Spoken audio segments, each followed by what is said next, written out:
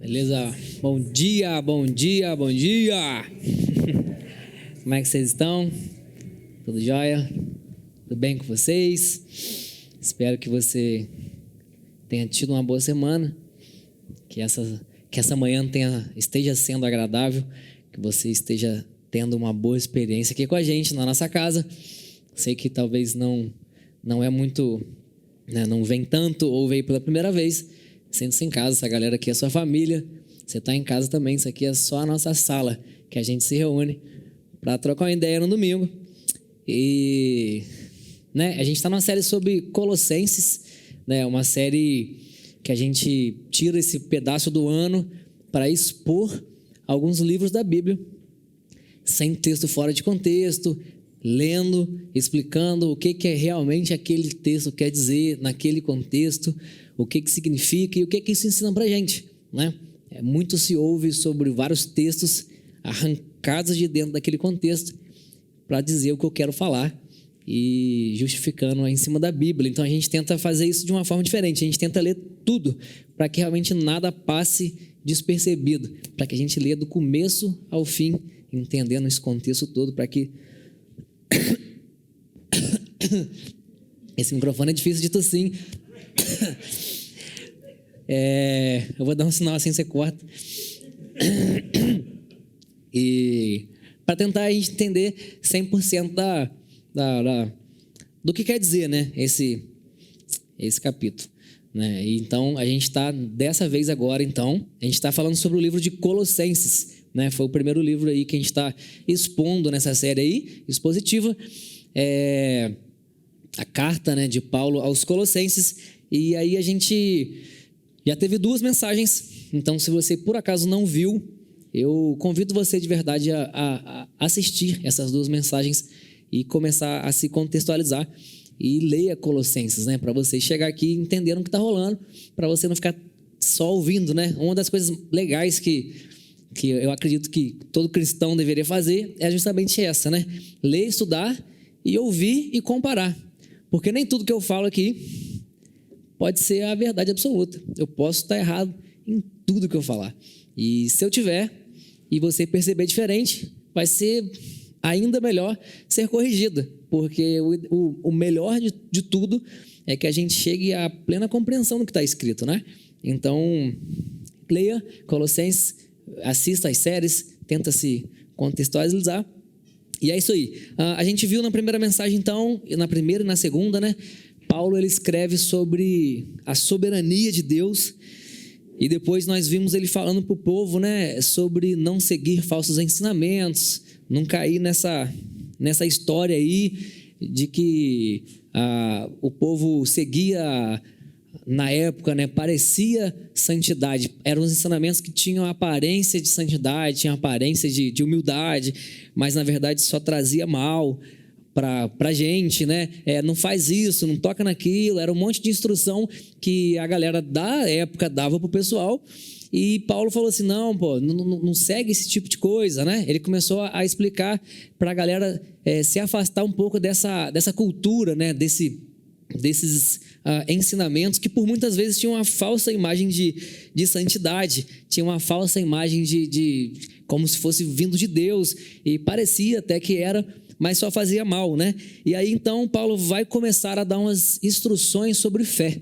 Ele começa a dar uns conselhos, umas instruções sobre fé, e instruções essas que só fizeram sentido após o pessoal conhecer de fato quem era Cristo, né? Primeiro ele dá um chão para o pessoal se situar e entender sobre essa rocha, né? E dá esse chão, e só então que faz sentido a gente dar esses conselhos de fé, né? Não dava para dizer para todo mundo apoiar a sua confiança em algo nessa rocha ou nesse chão. Apoia a sua fé em cima disso, apoia toda a sua confiança nesse Cristo, nessa rocha, nesse chão, apoia a sua família em cima, coloca a sua eternidade em cima dessa rocha, se a galera nem sabia, né?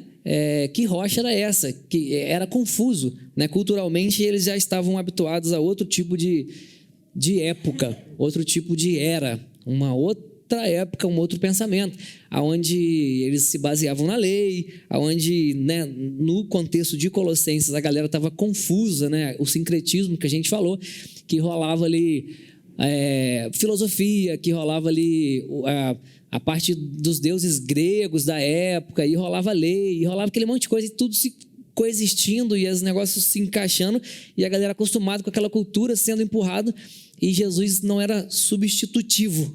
Essa palavra não sei se nem se existe, mas ele não substituiu a parada. É meio que entre a galeria dos meus deuses, Jesus era mais um. Por quê? Porque era difícil de apoiar toda a minha eternidade numa parada que eu nem conhecia. Por isso que ele falou sobre a soberania de Deus, para ensinar o pessoal quem era Deus.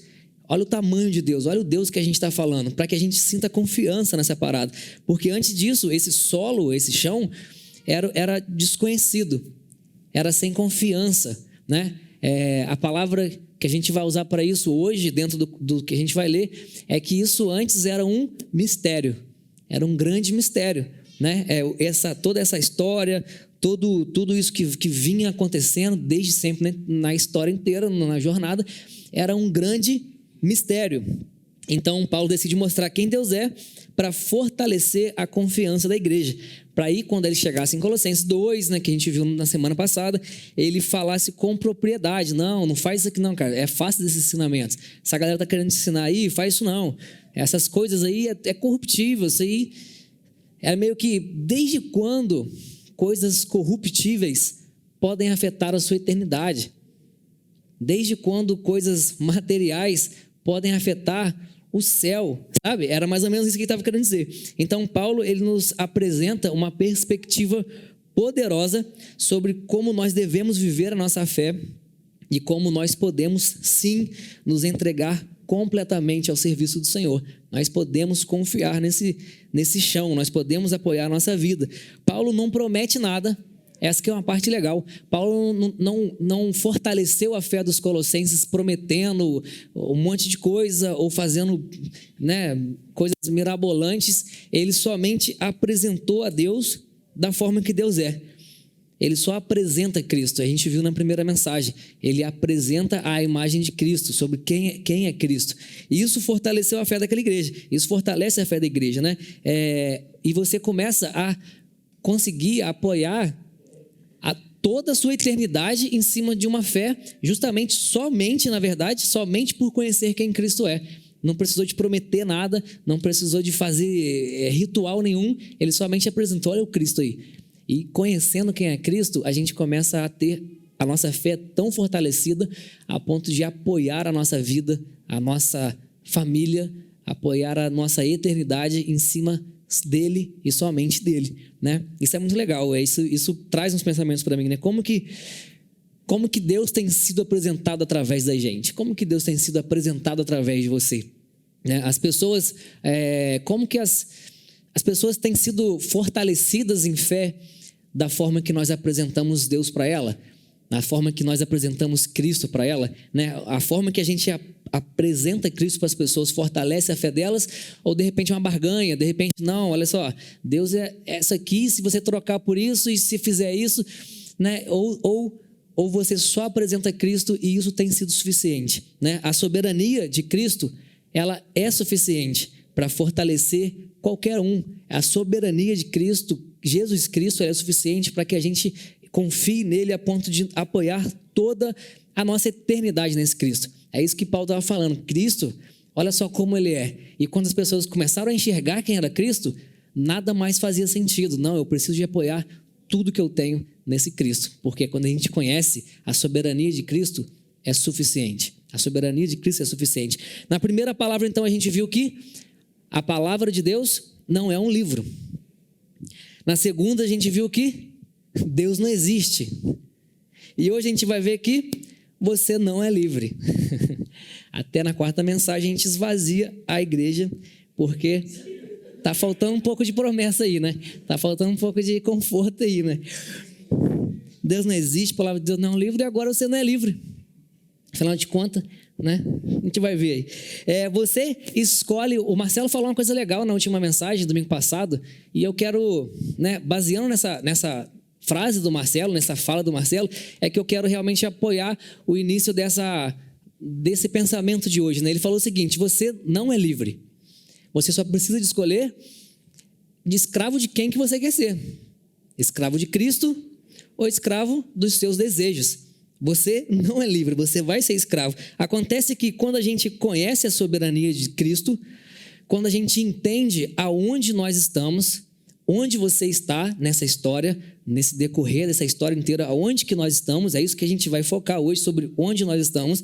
E quando a você é revelado essa graça, você entende quem é Cristo. Brabo, hein? Você entende quem é Cristo.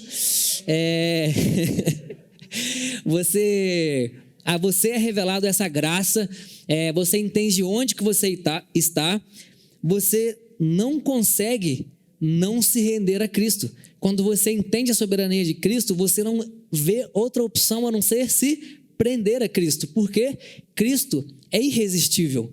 Cristo é irresistível, né? Aí já era, a partir daí já era, você está preso, você não tem outra opção a não ser se entregar para ele, né? Entre a primeira mensagem e a segunda mensagem, Paulo fala um negócio muito interessante, né? A gente falou sobre primeira Colossenses, né? O Colossenses 1, na verdade, e depois falou sobre Colossenses 2, porém no capítulo 1, ele fala um texto lá no final, rapidamente, são poucos versículos, mas que ele deixa algo muito interessante no ar, né? Ele rapidamente, poucas palavras, numas entrelinhas, ele pelo menos me leva a entender sobre os momentos que mudaram, os momentos agora mudaram, e nos faz perceber aonde nós estamos nessa história toda, né? Desde o início até agora, me faz perceber onde que eu estou nessa história, em que ponto que eu estou nessa história. E ele fala isso muito rápido, porém, me leva a pensar demais, né? Essa parte para mim, esse tipo de pensamento, eu acredito que era um pensamento que todo cristão deveria ter, deveria ser instigado a pensar, instigado a ler, a refletir, a estudar sobre isso, sobre esses momentos que mudam e onde que eu estou nessa história, aonde que eu estou, né? Então a gente vai ler Colossenses 1, do 24 para frente, se você quiser ir acompanhar, que é onde que a gente não falou da outra vez no Colossenses 1, que essa parte ficou justamente separada por conta desses pensamentos. A gente vai ler do 24 em diante. Então, Colossenses 1, 24.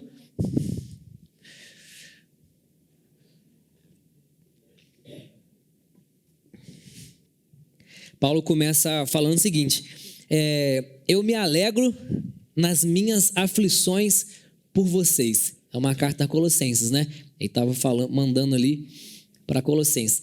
Eu me alegro nas minhas aflições por vocês. Como que pode a alegria e a aflição estar numa mesma sentença por um povo que ele nem conhecia pessoalmente? Colossos era uma igreja que, né, os colossenses, né, o pessoal de Colossenses, eles eram um povo que Paulo ainda não conhecia. Quem plantou aquela igreja foi Epáfras, não foi ele. E aí ele fala: eu me alegro por um povo que não conhece, nas minhas aflições por vocês. Ele estava, alegria e aflição numa mesma sentença, é muito difícil de compreender, ainda mais para uma galera que você faz nem ideia de quem que seja. E aí ele continua: e na minha carne eu cumpro o resto das aflições de Cristo, pelo seu corpo que é a igreja. Ele cumpre o resto das aflições de Cristo. Paulo não estava dizendo aqui, né, para a gente contextualizar, Paulo não estava dizendo que o sacrifício de Cristo era insuficiente. Paulo estava simplesmente se colocando como parte do corpo de Cristo. Ele não estava falando que foi insuficiente ou incompleto e ele agora estava completando aquilo que Jesus não completou. Não foi isso. Ele só se colocou como parte desse corpo de Cristo. Porque a partir da hora que a gente descobre, né, que Deus, ele, como a gente viu lá nas outras mensagens, Deus não rege as coisas na régua tempo, né? Não no nosso, não no o tempo cronos, né? O tempo cronológico. Deus não rege as coisas dentro do tempo. Passa a ser necessário, então, para a gente viver uma vida de fé, a gente entender como viver nele, como ser um corpo dele, corpo de Cristo, na ótica dele. Porque aí vai fazer um pouco mais sentido, né? Não na nossa, a gente coloca Deus no nosso tempo e aí Deus fica pequeno. Porque o Cronos é pequeno e o Cronos habita nele, que a gente viu na primeira mensagem. E aí, quando nós somos corpo de Cristo, nós, dessa forma, né, fora desse pensamento de tempo, entendendo que Deus é atemporal, a gente ser igreja, ser o corpo dele, nós nos alegramos na vida dele, sim, mas nós passamos pelas aflições dele também, porque é o corpo de Cristo, né? A partir da hora que a gente entende que o tempo é relativo, a vida de Cristo é hoje, mas as aflições também são hoje, tal como a eternidade também é hoje, porque toda essa atemporalidade de Deus nos leva a entender que ele já está em todos os tempos, ou que todos os tempos estão nele, nesse mesmo tempo. Então a vida de Deus é agora, as aflições de Deus também, as aflições do corpo também, tal como a eternidade. Nós somos seres eternos já agora, nós vivemos a eternidade já agora. E aí nos próximos versículos a gente começa a entender como que a alegria no meio desse sofrimento, ela é possível. Como é possível ter uma alegria no meio desse sofrimento? Na verdade, a gente começa a perceber que é possível se alegrar em meio às aflições quando a gente entende que nós somos parte do propósito de Deus. Entendendo que nós somos parte desse propósito, é possível nos alegrarmos em meio a qualquer tipo de situação, qualquer tipo de aflição, qualquer tipo de sofrimento que seja. Aí no versículo 25, ele continua dizendo, ele falou, né, que ele se alegra por essas aflições que ele recebe por conta do corpo, e esse corpo é a igreja. Aí no 25 ele fala, a igreja é essa que eu me tornei ministro de acordo com a responsabilidade que Deus me deu, de apresentar essa palavra de forma completa. Olha que maneiro, apresentar essa palavra de forma completa. A gente aprendeu que a palavra de Deus é o Logos que é Cristo, a expressão de Deus, né? a forma que Deus achou para compilar seus pensamentos, as suas intenções, suas expressões, de uma forma que diretamente a gente jamais entenderia.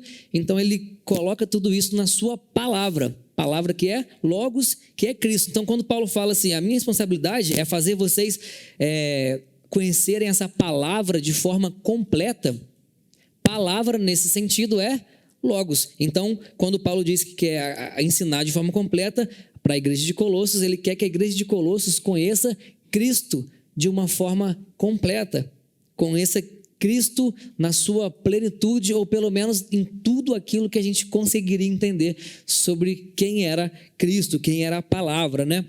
Por quê? Porque entendendo sobre essa plenitude, entendendo sobre Cristo, nós não teremos outra opção a não ser nos prendermos a Ele. Nós não temos outra opção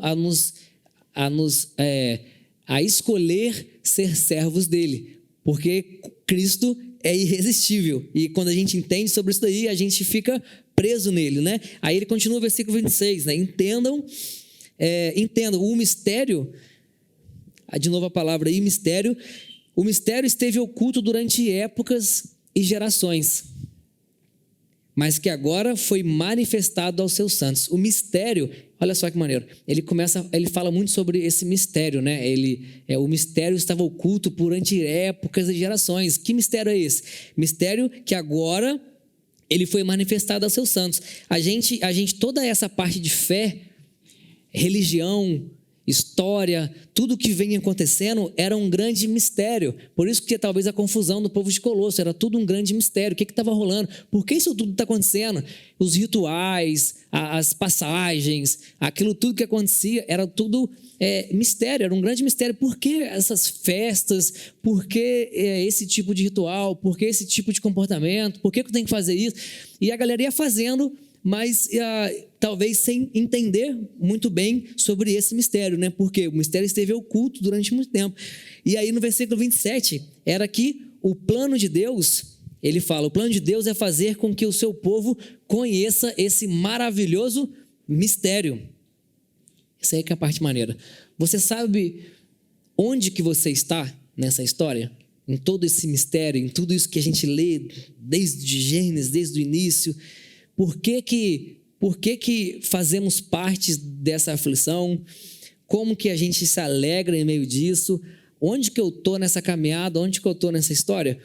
Pensa, para mim, tentar te mostrar da forma que eu tento pensar, né, sobre isso. Pensa como se fosse uma criação de uma criança, né? A criança ali pequenininha, e no tempo da imaturidade, no tempo dessa maturidade, tudo precisa ser muito didático, tudo precisa ser muito, né, desenhado. Por que uma criança não pode subir numa laje? Porque senão ela cai. Senão ela cai lá de cima, né? Óbvio. Mas no tempo da imaturidade, a gente não pode dar uma instrução para uma criança do tipo assim, criança, imagina, uma criancinha pequenininha, você fala, não sobe na laje não. Por quê? Por conta da altura da laje, né? Dado a distância da laje até o chão, a sua massa, quando você se deslocar de lá, vai ser multiplicado pela velocidade da gravidade, que os seus 30 quilinhos vão virar 100, e aí você vai cair com a força de 100, então a Terra vai te dar um retorno de uma expressão de 100 quilos, que vai partir o seu corpo. O que a criança vai fazer? Vai subir na laje, pô. É mais legal, pô. É muito mais legal subir na laje do que calcular a gravidade vezes a massa e deslocamento daquele tempo. Então, a gente não consegue dar uma instrução para uma criança do tipo assim, no tempo da imaturidade, por que ele não pode subir na laje? E a gente começa então a fazer o quê? Cria regra. Não pode subir na laje. Por quê? Por que não? Não, por que não, pô? Não, é regra. Não pode subir na laje. No tempo da imaturidade, não vai adiantar você explicar para a criança sobre isso tudo. É não, porque não, é regra. E aí você faz o quê? Você cria um processo didático. Chega na laje, né, porque um dia você não pode não estar vendo, ela vai subir, com certeza, e você pode não estar vendo. Então você cria um processo didático para que, se caso ela suba, ela não caia da laje. Aí você faz o quê? Olha só, criança. Tá vendo aqui a laje? Você leva lá na laje. O lado de cá, que é o lado que cai, é o abismo do monstro. Tem um monstro ali.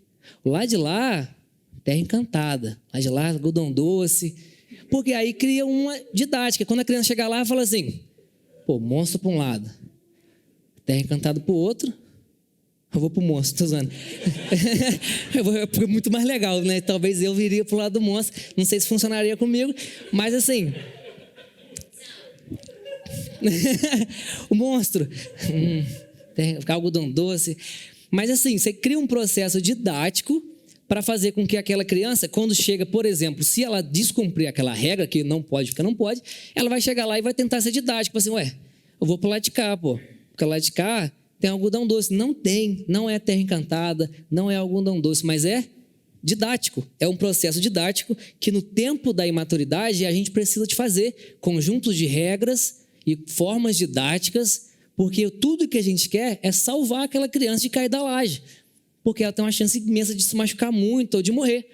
Então, tudo que a gente quer é salvar aquela criança, mas ela é incapaz de entender se eu explicar para ela sobre o processo de cair da laje. Então, o que eu faço? Eu crio regra e eu crio um processo didático. No tempo da imaturidade, não existe zelo pela salvação. Está começando a entender? No tempo da imaturidade, não existe zelo por uma salvação. A gente não conhece, a gente não faz ideia. Quando Paulo fala desse mistério, que tipo de mistério é esse que estava acontecendo? Que grande mistério é esse que não era revelado por muitos anos? Era um processo didático que Deus criava para a humanidade, para que a humanidade fosse entendendo sobre como era esse plano da salvação, como que era os propósitos dele, o que ele pensava, qual que eram os planos de Deus, e ele foi tentando criar livros de regra, a lei, e ele começou a criar um processo didático para que a gente começasse a entender sobre essa mentalidade, porque a gente ainda era imaturo para entender uma instrução, para chegar do nada Cristo, e o que está rolando, por quê? Então, Deus, na nossa imaturidade, para zelar pela nossa vida eterna, Deus cria um livro de regras, e Deus cria uma forma didática de nos levar à compreensão da plenitude da sua vontade, né? Desde as coisas mais bobas mesmo, assim, a gente percebe que a galera né? Desde, sei lá, a figura de Faraó, o deserto, entendeu? Um processo didático. Josué, eu fico sempre pensando nas coisas que aconteciam antes, né? A galera devia ser muito difícil, mas a galera entendendo sobre toda essa figura, o deserto, o rio, até Josué ora e o sol parou. Eu fico imaginando, eu fico pensando em Josué orando e o céu parando. Nossa, mas se eu fosse amigo. Aí Josué chega lá na rapaziada, você viu que o pai arrumou ali? O pai orou, filho, o sol parou, compadre. O sol parou, filho. Você viu o que aconteceu? O maluco tirando onda com a rapaziada. Filho, eu orei, o sol parou. Aí chega o inteligentão e fala assim, mano, o sol nunca girou, mano. Quem gira é a terra, pô. A terra que parou, mas aí a gente ficou vendo o sol o tempo inteiro. Nem fazia sentido nenhum. Josué ia levantar a mão e repreender aquele demônio na hora. Porque o sol, é óbvio que o sol parou. Uma vez eu estava conversando com a minha avó é um exemplo de leitura. Todos os dias ela para tipo 1 hora antes de dormir, lê a Bíblia. Lê muito, conhece muito. Mas, vamos dizer assim, dentro do conhecimento que ela possui, ela falou o seguinte: você acha que se a terra girasse, falando comigo, minha avó, se a terra, a gente ia ficar paradinho assim igual a gente está? Aí eu falei assim, você tem um bom ponto de vista aí, vó. E ela falou assim, outra coisa, verdade é na Bíblia. Aqui, ó, Josué orou e o sol que parou. Eu falei, vó, você está coberta de razão. Está certíssima.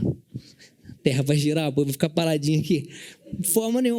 Então, as coisas que aconteciam naquela época, a galera não tinha compreensão total. Isso é bobo, né? Mas não faz tanta diferença para o contexto.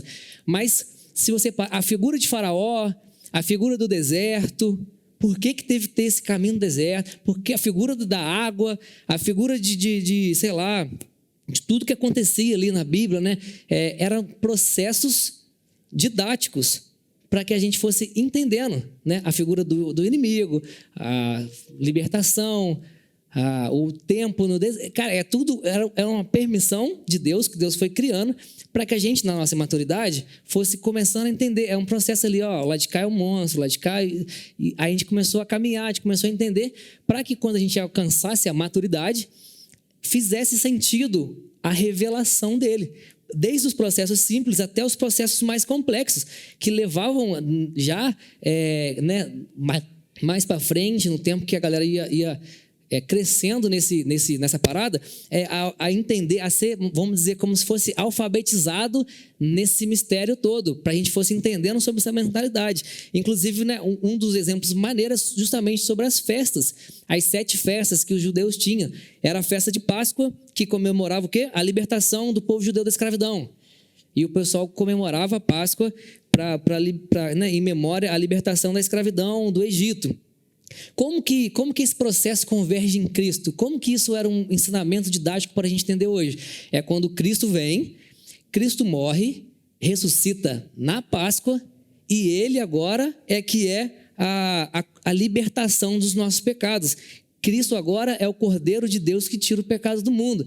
Isso seria muito difícil de entender antes de anos e anos de processo de festa de Páscoa, para a gente entender sobre mentalidade, sobre perdão. Era um processo didático. Aí depois a festa dos pães asmos, que eles lembravam a saída apressada do Egito, onde que a cerimônia, né, envolvia tirar o fermento do pão. E como que isso converge em Cristo, né? Como se o fermento simbolizasse o pecado. Jesus, ele é vamos dizer, o pão asmo, né? Que é o pão sem fermento. Jesus, ele é esse pão sem fermento, ele é o pão sem pecado, que foi partido por vós. E aí vem as festas das primícias, que a gente vê muito também hoje, né? A festa das primícias, que celebrava o quê? A oferta dos primeiros frutos. Era o primeiro e o melhor, a primeira e a melhor parte da colheita, onde que a melhor parte era tirada da colheita. E aí, como que isso converge em Cristo? No Novo Testamento, Cristo ressuscita dos mortos, como Ele sendo a primícia dos que dormem, dando para a gente a esperança de uma ressurreição. Como que isso converge em Cristo? Entendendo um processo didático que agora a gente começa a fazer sentido. Cristo é a primícia. Então a gente é a melhor parte, é a primeira parte. Ele é o primeiro da que ressuscita entre os mortos, que traz esse entendimento para a gente de que veio sendo ensinado um tempão. E aí as coisas vão sendo entendidas, né? Poxa, faz sentido esse processo. E aí a festa dos Pentecostes, nessa festa comemorava olha só que doideira, eles lembravam da entrega da lei no Monte Sinai. Você acredita, acredite ou não, igrejas hoje fazem festas do Pentecoste como memória da lei. Tem igreja comemorando a lei até hoje. Não faz nenhum sentido. E aí, de repente, agora, como que isso converge em Cristo? Converge que o Espírito Santo, ele vem, que dia? Essas festas já existiam. Cristo, Espírito Santo, ele é derramado sobre a igreja justamente no dia da festa de Pentecostes, para pegar o ritual que estava sendo feito antes, que era um processo só didático para a gente entender, e em Cristo agora as coisas mudaram. Os rituais passaram a fazer sentido. A chave dessa imaturidade para a maturidade começou a virar. No dia de Pentecostes veio o Espírito Santo, e agora a gente não vai lembrar mais das tábuas da lei, mas agora a nova lei seria escrita nos nossos corações, que seria a lei do amor. Então agora o nosso Pentecoste, convergindo para Cristo, é o amor, é uma nova lei, que essa tábua agora está escrita. A gente não lembra mais daquela lei didática, do conjunto de regras de não pode subir na laje, ou do conjunto didático. Deus começa a mostrar o porquê disso tudo acontecia, porque antes era um grande mistério, era um processo didático, essas festas eram todas para isso, né? Justamente né? A festa das primícias, então, não fazia sentido nenhum. Como que você pode celebrar e dando a primeira parte da sua colheita para Deus, né? E como que grande mistério é esse que vai te levar a acreditar que você tem que dar laranja para Deus, por exemplo? Vou dar laranja para Deus porque faz todo sentido. Afinal de contas, vitamina C. Não faz sentido, porque a primeira laranja. Não faz, a banana, a melancia. Não faz sentido. Isso era didático. Isso era só um processo para a gente começar a entender sobre mentalidade. A festa das trombetas, que era o início do ano civil judaico, chamava o povo ao arrependimento, chamava o povo a Deus. E agora, como que isso converge em Cristo? Essa festa, esse ritual que vinha desde sempre, o pessoal fazia só porque era de maturidade, a gente saía fazendo, Deus falou que tinha que fazer. E agora, essa festa das trombetas em Cristo se converge na segunda volta de Cristo, que é quando todo o povo será voltado para Deus, todo mundo é voltado para Deus, todo joelho se dobrará e toda língua confessará que só Jesus Cristo é o Senhor. E essa é a festa da trombeta, para a gente entender. Dia da expiação, que a gente viu lá na outra vez, que na primeira mensagem, né? O dia da expiação dos pecados, e aí o sacerdote espirrava o sangue na tampa da propiciação, né? Vocês devem lembrar sobre isso. O cara ia lá dentro do tabernáculo, espirrava o sangue, e aí, agora em Cristo, como que isso se converge? A gente falou na primeira mensagem, se converge que agora Jesus, ele se apresenta como a propiciação, né? Cumprindo a profecia. Isaías 1,18 fala que, eis, vinde a mim, né? Vinde ao Senhor, e mesmo que a sua vida, os seus pecados sejam vermelhos como escarlate, eu farei as suas vestes brancas, farei que vocês sejam lavados, brancos mais do que a neve, suas vestes brancas. E aí em Apocalipse 19, o sumo sacerdote Cristo se apresenta com sua roupa branca, ele se apresenta como propiciação, a sua roupa branca, porém, aspergida com sangue. O que o sacerdote fazia? Jogava o sangue na tampa da propiciação. Então ele tem as vestes aspergidas com sangue, e por isso que as nossas vestes são brancas. Isso eu estou te falando que eu aprendi lá no Conexão com o professor Luan, que ele me ensinou, muito maneiro. E muito maneiro, cara, quando você começa a entender sobre essa ligação, né? A festa dos tabernáculos, que é quando os pessoal habitava em tendas, lá no deserto, a época do tabernáculo. E agora Jesus Cristo, como que isso converge? Você entendeu sobre tabernáculo, entendeu sobre moradia, entendeu? E agora Cristo vem e ele habita em carne. Agora o tabernáculo é o verbo habitando na carne.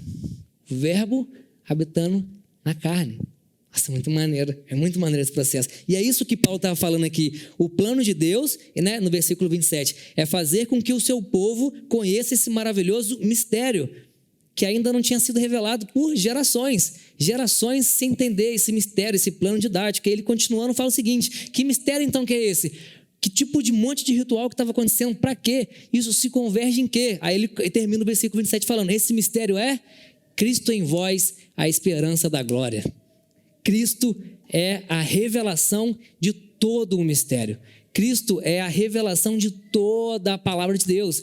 Cristo é a expressão da vontade de Deus. Tudo isso vem sendo mostrado para que, né, na história, para a gente se habituasse com certa mentalidade, para que a gente fosse educado na nossa imaturidade, entendendo sobre o que tinha que ser feito, entendendo sobre um plano da salvação.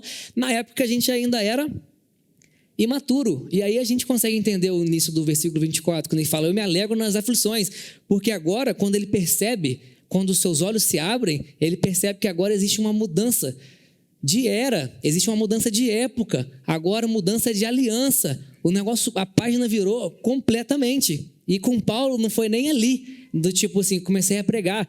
Paulo, ele perseguia.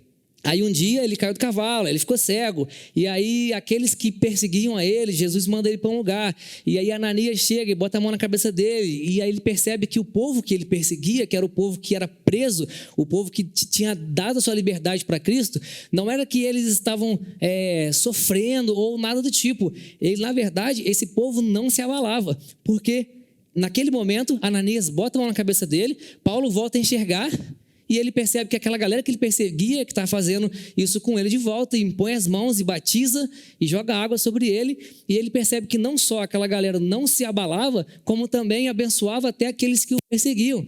Ele começou a entender essa mudança de mentalidade. Eu imagino Paulo voltando à visão, ele falando assim: caramba, essa galera. Aí, né, existe uma parte, eu não sei se é na série, que quando o Paulo levanta e fala assim: agora eu posso ver. E para mim, ele não estava falando do olho, da visão mais. Ele estava entendendo o que estava acontecendo. Esse agora eu posso ver não é mais sobre o olho. É o entendimento que existia agora uma nova lei. Era o entendimento que existia uma nova era. Todo esse grande mistério estava sendo revelado, já tinha sido revelado. E agora ele não vive mais em um tempo do mistério. Agora ele vive um tempo de revelação. A página virou. Ele não vive mais no mistério. Agora ele vive na revelação, né? Ele não está mais no tempo da imaturidade, tempo da lei. Ele agora está no tempo onde o mistério já foi revelado. A gente vive na graça. Agora ele podia enxergar. Tudo começou a fazer sentido. Ele começa a falar: povo de Colossenses, abandona tudo que vocês conhecem. Abandona esses rituais que vocês estão fazendo. Para de essa adoração a anjos, essas ações de sacrifício, esse monte de ritual que você acha que você vai conseguir alguma coisa. A página virou. A parada agora é outra. Vista, cinja-se com essas vestes brancas que te foi dada de graça, porque alguém aspergiu o sangue dele. Aquele que é santo te fez santificado. Para com esse monte de coisa, para com esse monte de ritual, para de se agarrar com esse livro de regras. A parada agora mudou. Cristo em vocês, a esperança da glória. Cristo em vocês, a palavra em vocês, a palavra habita em vocês, e Cristo em vocês é a esperança da glória. Por isso que Paulo conseguia se alegrar nessas aflições, quando a gente entende que nós estamos em uma outra aliança, em uma outra lei, em uma outra era. E a gente começa a entender que a gente é parte não dos grandes mistérios, que devia ser muito difícil entender por que eu estou fazendo tanta coisa. A gente agora é parte da revelação. A gente vive já na revelação. Cristo já foi revelado. A gente agora sai dessa época de imaturidade e a gente agora vira uma chave para a maturidade. E agora a gente entende que tudo isso era um processo que Deus fez para converger na revelação de Cristo. E aí, entendendo essa grandiosidade toda, a gente não vê outra opção a não ser se entregar para Ele, se prender a Ele, ser servo de Cristo. A gente começa a entender o seguinte: não dá para eu viver longe de Cristo. E a gente se prende a Ele por livre e espontânea vontade, né? A qualquer custo eu quero ser parte desse propósito.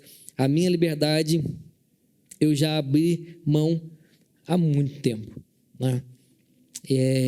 A gente talvez não faça nem, não sei, né? De repente, muitos de nós, inclusive eu, a gente não faz ideia sobre onde nós estamos nessa história. Nós estamos na parte da revelação. Nós não vivemos mais no mistério que foi tanto tempo oculto. A gente está numa época não mais no mistério, mas na revelação.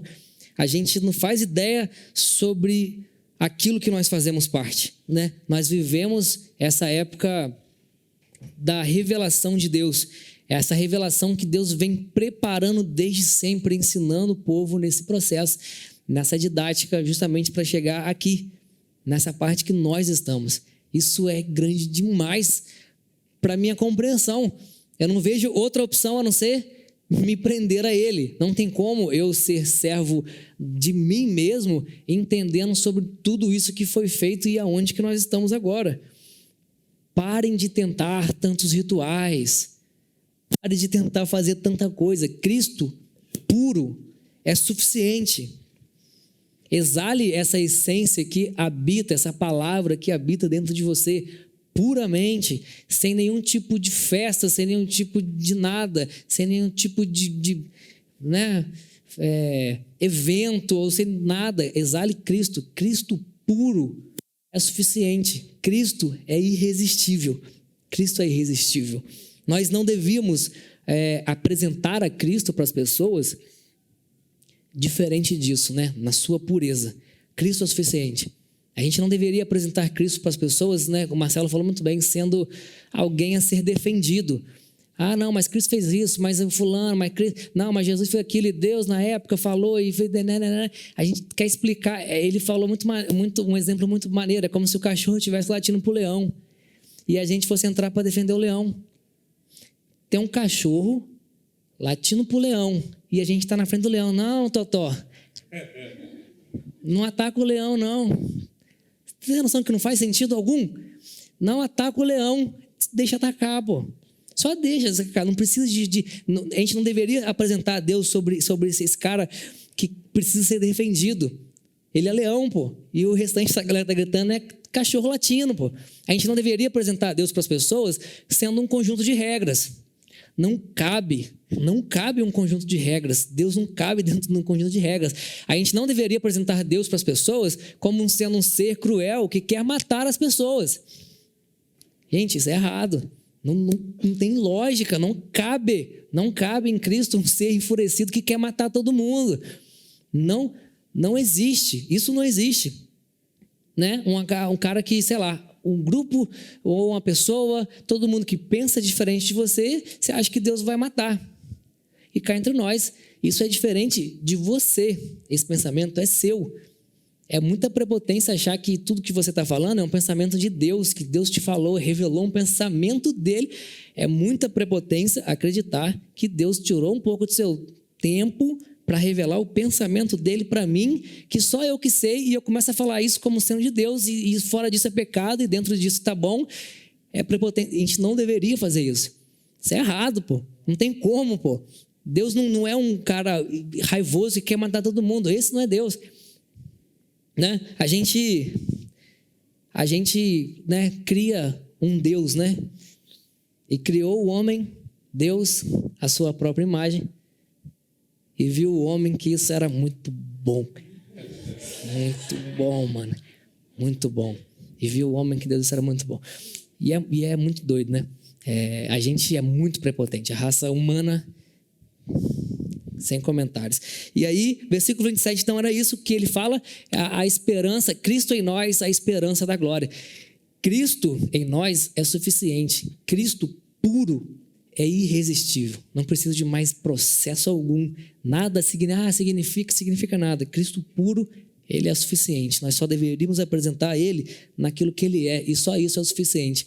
Só isso é o suficiente. Versículo 28, então, ele fala o seguinte: nós proclamamos, advertindo e ensinando a cada um de vocês com toda sabedoria, a fim de que apresentemos todo homem perfeito em Cristo. Nem Colossenses a gente percebe o quão importante que é falar da palavra de Deus de uma forma pura. É muito importante a gente não enfeitar Cristo. A gente não criar ritual, não tem lógica a gente querer mudar um pouco para apresentar Cristo, mas não tem como Cristo ser mais irresistível do que Ele mesmo puro, não tem como Cristo ser melhor do que Ele sozinho. Por isso que a gente fala aqui que a nossa função é apontar para Cristo, porque é tudo o que precisa. Cristo sozinho é irresistível, a gente só precisa de apontar para Ele. Versículo 29, que é o último do capítulo 1, ele fala então, para falar de Deus puro, para pregar a verdade, para isso que eu me esforço, lutando sempre conforme a força de Deus que atua poderosamente em mim. Você luta conforme a força que Deus te dá. O evangelho, ser cristão, exige esforço. Exige esforço. É isso mesmo. De vez em quando vai ser ruim mesmo. De vez em quando vai ter aflição mesmo. A diferença é que, entendendo o propósito, a causa toda, essas aflições passam despercebidas. Por isso que Paulo falou, eu me alegro nessas aflições, porque as aflições, mano, não é nada. Mas exige esforço. Não tem outra forma. É esforço. Eu preciso participar da comunidade, mas eu tenho que mais. É isso mesmo. De vez em quando é chato, de vez em quando é ruim, de vez em quando é pesado, de vez em quando eu não quero. Mas exige esforço mesmo, não tem outra forma. E Paulo se esforçou tanto a ponto disso tudo. E toda a galera que a gente lê. Nessa carta estava preso. Estava preso. Por quê? Por anunciar que Cristo era o Senhor ressuscitado. Ser cristão exige esforço. Não tem outra opção. Não tem opção. E a gente deveria trabalhar de acordo com a força que Deus dá para a gente. E a gente pega essa força toda, a sabedoria, a minha visão, tudo que eu recebo de Deus, deixa para lá, vou usar para outra coisa. A gente deveria trabalhar conforme a força de Deus que atua poderosamente na gente. Então é isso que essa parte queria dizer, sobre entendermos aonde que nós estamos nessa história e a gente começar a virar essa chave de imaturidade para maturidade. A gente não está mais na época do mistério. Cristo foi revelado, é aí que a gente está. A gente está numa época da revelação. A gente deveria, como o Eric falou aqui de manhã, a gente deveria todos os dias ficar espantados com a revelação de Cristo. Todos os dias. A gente se acostumou, né?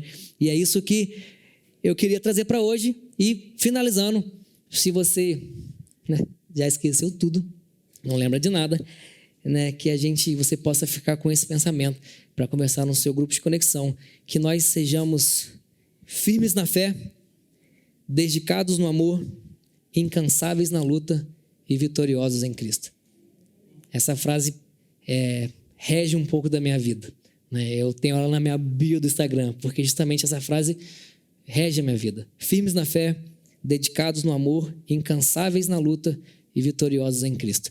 Que a gente possa entender onde que nós estamos nessa história e que a partir daí a gente passa a não ser mais afligido por essas situações do mundo, tal como a gente passa a não ser mais regido por coisas corruptíveis e a gente entenda que o negócio é muito além disso. O processo didático já passou. O tempo da imaturidade, da lei, já passou. A gente agora é maduro, a gente agora tem Cristo revelado. Tudo que precisava de ser revelado foi revelado em Cristo, que é a revelação, que é o Logos. Então, que você fique com esse pensamento, converse lá no grupo de conexão de vocês sobre isso. Eu tenho aprendido muito no meu grupo de conexão, boa parte do que eu falei aqui hoje eu aprendi no meu grupo de conexão e eu espero que você realmente faça parte disso, porque é uma experiência realmente transformadora. Então, é isso aí, vamos orar?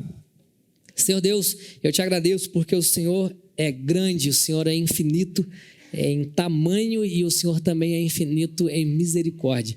Agradeço porque aonde o pecado abundou, superabundou a graça de Deus e nós somos gratos por isso, Pai, porque a gente, na nossa arrogância, na nossa pequenez, a gente quer às vezes reger o seu corpo, quer regrar todo um corpo que deveria ser um corpo orgânico, vivo e transformado, e a gente quer colocar isso e apresentar o Senhor dentro de uma caixa do meu pensamento, e o Senhor ainda assim é grande em misericórdia, em não nos consumir por causa disso, e eu te louvo porque a misericórdia do Senhor é a causa de nós não sermos consumidos. Eu te louvo pela sua grandeza e por tudo que o Senhor fez por nós, porque o Senhor decidiu nos ensinar quando nós éramos imaturos. O Senhor nos levou passo a passo sobre uma mentalidade, sobre uma forma de pensar. Porém, ainda mais eu te louvo, porque a sua palavra foi expressa através de Cristo, que é a palavra, que é o Logos, e essa palavra foi revelada, esse mistério foi descoberto, e eu te agradeço porque eu faço parte de uma era que conhece o Cristo revelado, e isso para mim, todos os dias é um escândalo, e por conta disso eu não tenho opressão a não ser me prender a você. A minha liberdade, Pai, eu já abri mão há muito tempo, porque não tem como não me prender a você. Eu te louvo, eu te agradeço. Amém e amém. Galera, valeu, tenha uma boa semana. Grupo de Conexão, até domingo que vem.